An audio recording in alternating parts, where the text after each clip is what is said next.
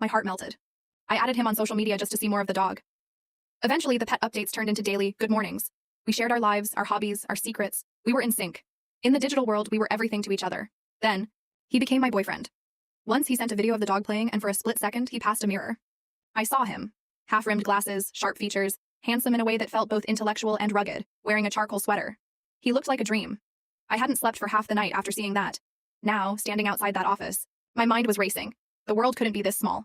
Besides, Adrian Thorne was a cold-blooded critic. My guy was a sweetheart. They couldn't be the same person, but I had to be sure. I pulled out my phone. "Hey baby, what are you up to?" he replied. In seconds. "Just at work. Why, you okay?" I looked into the office. Adrian Thorne was typing furiously at his desk, his expression stern.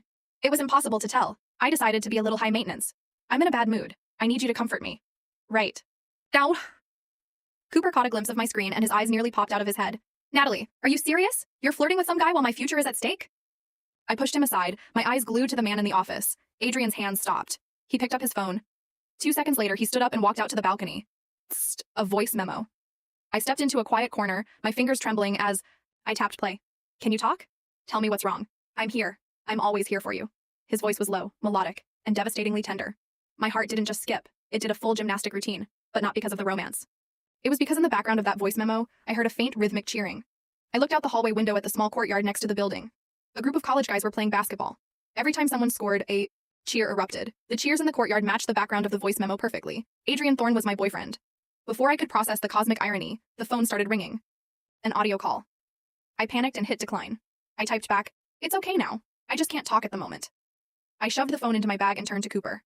"I have to go. You're on your own with the professor." There was no way in hell I was meeting my boyfriend like this.